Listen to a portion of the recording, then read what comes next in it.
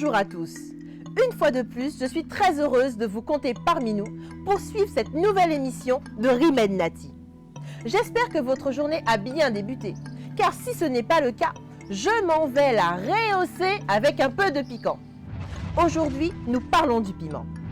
Terme très utilisé dans la langue française, le piment désigne un grand nombre d'espèces végétales. Arbrisseau grêle ne mesurant pas plus de 2 mètres de hauteur, le piment possède des feuilles aiguës et flasques.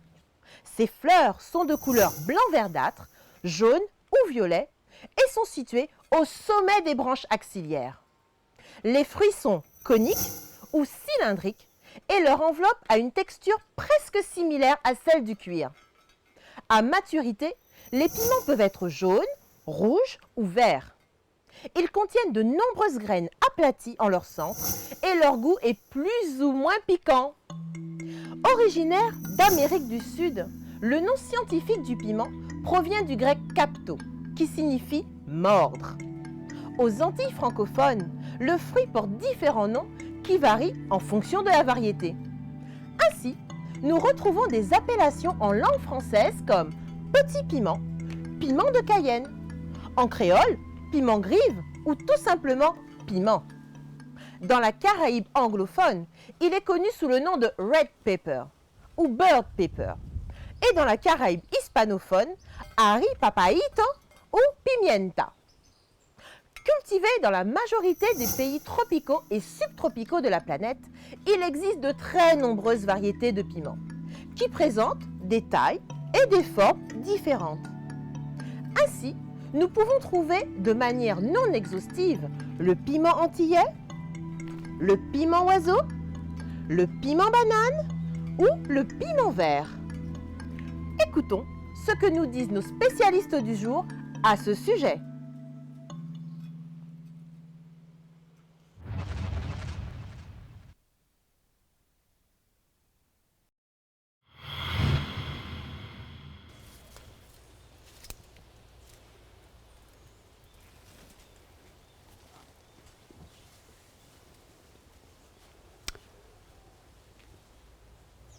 Voici un pied de piment déjà âgé de quelques années.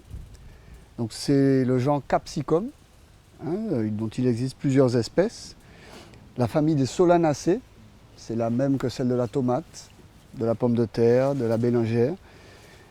Et c'est une plante qui est un arbuste, c'est-à-dire que sa base est très souvent déjà lignifiée. On a la teinte marron classique de la lignine, mais très vite, quand on suit les ramifications, les extrémités sont très vite plutôt tendres, avec cette teinte chlorophyllienne caractéristique. Et on voit que les nœuds changent souvent de direction au niveau des entrenœuds. Ça fait une pousse un petit peu en zigzag, avec toujours à chaque nœud les feuilles. Elles sont alternes, elles démarrent comme toujours au niveau des entrenœuds, et très souvent la tige change un petit peu de direction de croissance au niveau des entrenœuds, ce qui donne une impression de croissance un petit peu en zigzag, ponctuée à chaque fois par une feuille à chaque nœud. La feuille qui peut être, on voit, de taille assez variable, et avec cette apparence un petit peu froissée. Et puis, à l'aisselle des feuilles se trouvent des fleurs comme celle-ci, alors le plus souvent solitaire. Alors on devine à peine le calice, on voit mieux la corolle avec les 5 pétales. Et au centre, les étamines qui entourent le pistil, la partie femelle, qui est un tout petit peu plus longue et qui va récupérer les grains de pollen. Voilà encore une autre fleur un peu plus près. avec les étamines qui entourent voilà, le pistil ici. Et après fécondation, eh bien, les piments commencent à grossir. Donc d'abord verts, de quelques centimètres. Ils peuvent atteindre une taille assez variable.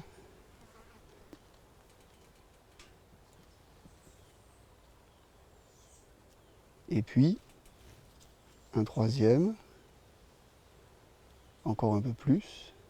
Toujours vert, comme ici.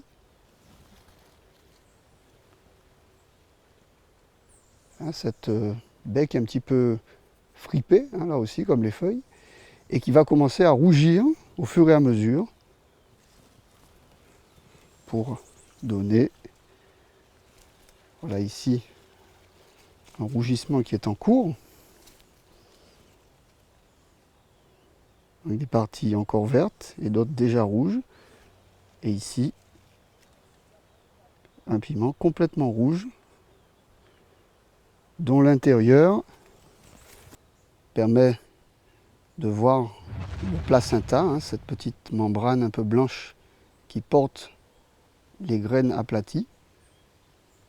Et on sent tout de suite l'odeur très caractéristique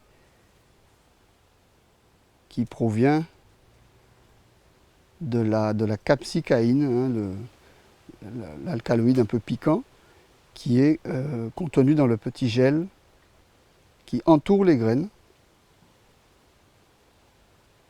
et qui donne cet aspect un petit peu luisant à l'intérieur du fruit.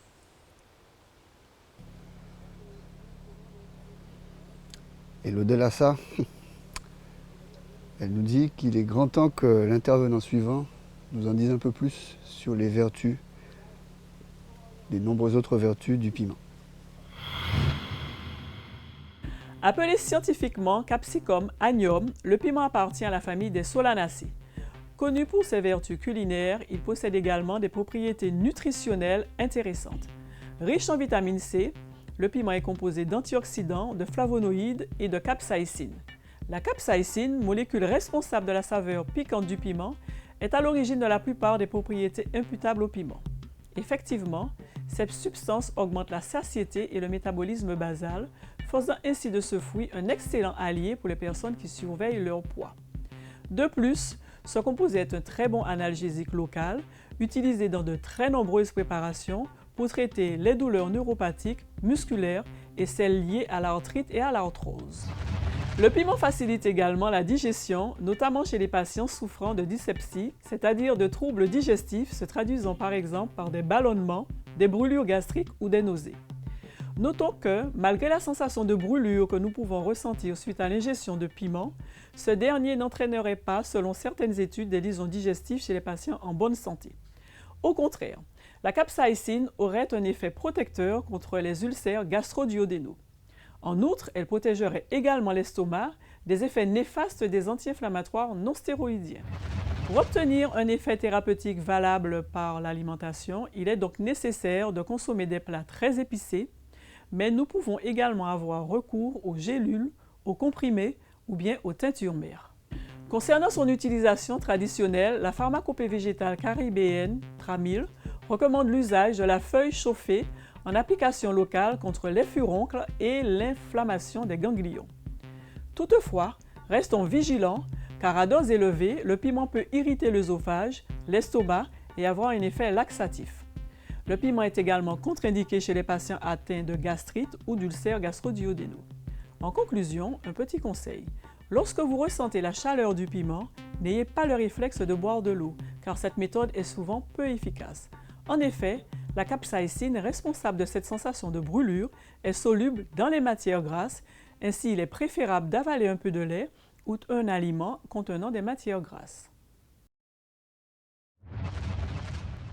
Piment, Capsicum annuum. D'après la pharmacopée végétale caribéenne Tramil, l'usage de la feuille chauffée est recommandé en application locale pour soigner l'inflammation des ganglions. Après avoir lavé la lésion avec de l'eau bouillie et du savon, appliquez 2 à 4 grammes, c'est-à-dire 2 à 4 feuilles, légèrement chauffées sur les ganglions.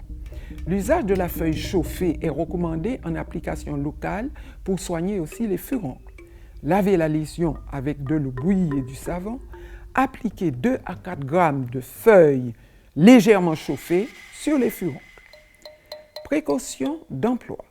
L'usage populaire qui consiste à ajouter de la graisse ou de l'huile facilite certainement l'extraction du principe actif qu'est la capsaïcine, mais cette pratique comporte un risque de surinfection. Il est recommandé de limiter l'application de la feuille à 3 minutes au maximum après l'apparition d'une rougeur locale, c'est-à-dire un érythème, ce qui constitue une réaction normale. Toute application topique doit se conformer à de strictes mesures d'hygiène qui empêchent la contamination ou la surinfection supplémentaire. Il est dangereux d'essayer de traiter soi-même les furoncles du visage et du cou, car il peut y avoir un risque de septicémie. Étant donné le risque d'interaction avec les médicaments du groupe des barbituriques, les personnes qui prennent ces médicaments doivent éviter d'ingérer toute partie de cette plante. Cette pratique est à proscrire chez les enfants de moins de 3 ans, chez les femmes enceintes ou allaitantes.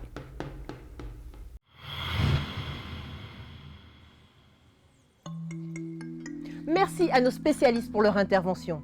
Cette émission fortement pimentée touche maintenant à sa fin. J'espère que Rimed Nati vous a permis de mieux faire connaissance avec le piment. Mais il se peut qu'il nous cache encore quelques secrets. En attendant, savourons-le de manière raisonnable et je vous dis à la prochaine.